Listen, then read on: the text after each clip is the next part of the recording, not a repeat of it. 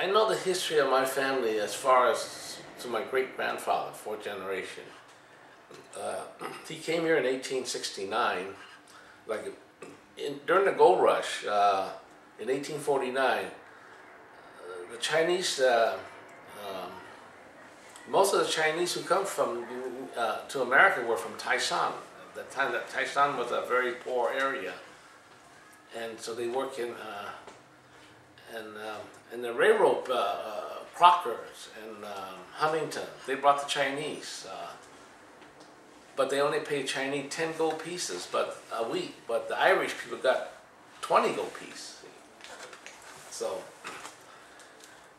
But my great-grandfather was a rice broker, so he would get the rice and he would sell it to feed the Chinese railroad worker up in Dutch Flat. Now Dutch Flat is right up by Lake Tahoe. It's very cold up there. It's about over maybe 6,000 feet above sea level, see, and it snows a lot up there. But most of my Fong clans are settled in Sacramento. We've been there since 1860. There are a lot of Fongs there today. We're all from the same area. And so before 1962, 98% of the Chinese American came from, Chinese immigrant came from Taisan. And now we're only 5% of it now, see. Since there are a lot of Taiwanese, and now the latest immigration are from mainland China, see. And but during my father's time, we had a lot of trouble getting housing. There's a certain part of Sacramento in 1958 you could not buy a house because you're Chinese. So one of my uncles bought a house and there was a big celebration, you know. A lot of Chinese run grocery store. That's what my family did. They did it for 40, 50 years. They went grocery store in San Joaquin Valley. So I could tell by the family name what they do. If they're mostly Fong, they probably run grocery store. If they're Kongs, K-O-N-G, those people are from Fayun, near Guangzhou. Those people are butcher shop. They're like March Fong Yu, the Secretary of State. She's a Kong, see, K-O-N-G. So I could tell by their last name what they do.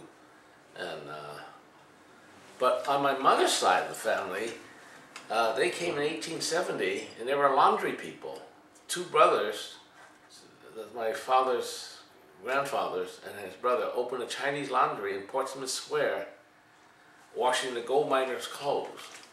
You know, during the gold rush, some of the gold miners send their laundry to China to what? 5 gold pieces. That's still a lot of money. 5 gold pieces in China could buy you a whole village, you know. But in those days,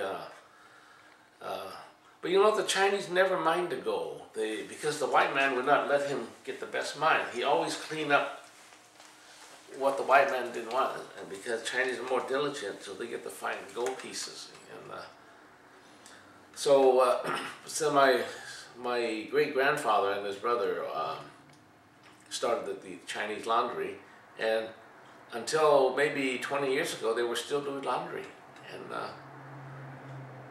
And then about 2 weeks ago, I went to that family reunion, and the great-grandfather's father was born in, can you imagine, 1768. They have records. That was older than the United States, but they kept records, and it was amazing. So I added my name to the list, and next year we'll meet again. And no, I have lots of relatives. On my father's side, my great-grandfather had a brother who went to Penang, Malaysia. Today I have over 104 family there in Penang, and they all speak Taisan. And yet, over the years, the Chinese sent money over the year. And I didn't realize that until my friend Karen Han told me that the Taisan people are known for being welfare because they get all their money from the United States.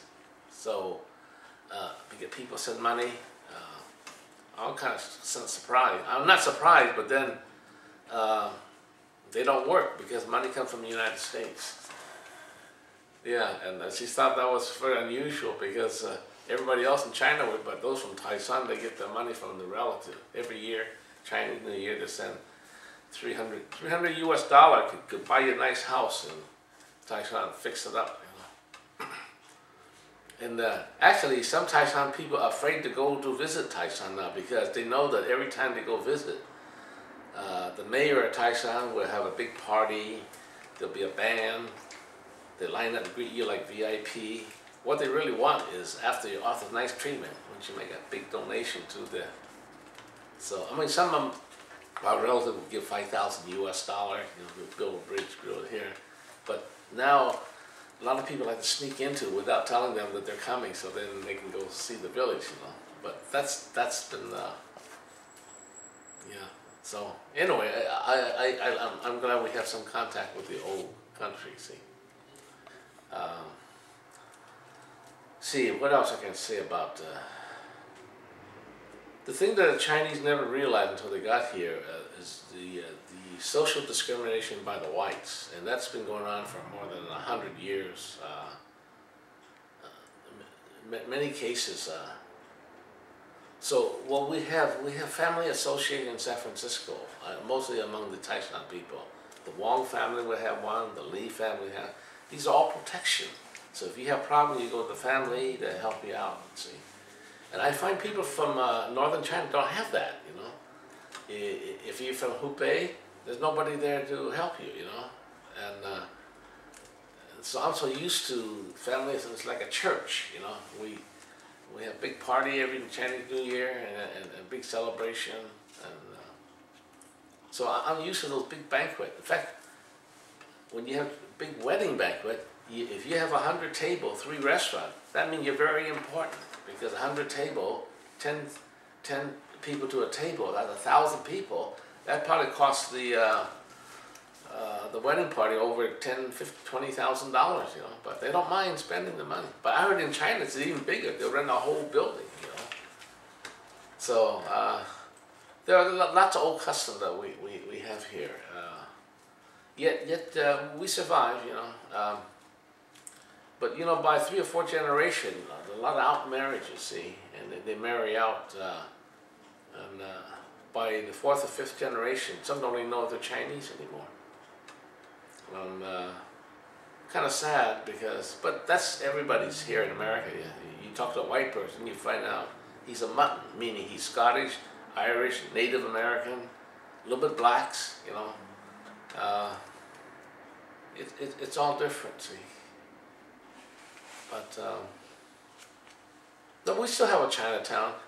Speaking about Chinatown, Chinatown is an old concept. If you go to San Gabriel Valley, there are no Chinatown, only Chinese community. And it's very funny. When I was in Singapore, I said, I want to see where the Taiwan people. Oh, they live in Chinatown. I thought the whole island was Chinatown. No, they tell me they actually have their own community. They band together. But the Fukien people, they don't. They live among the Malays. They mix with different people. And here in the United States, old Chinatown is mostly Taiwan people.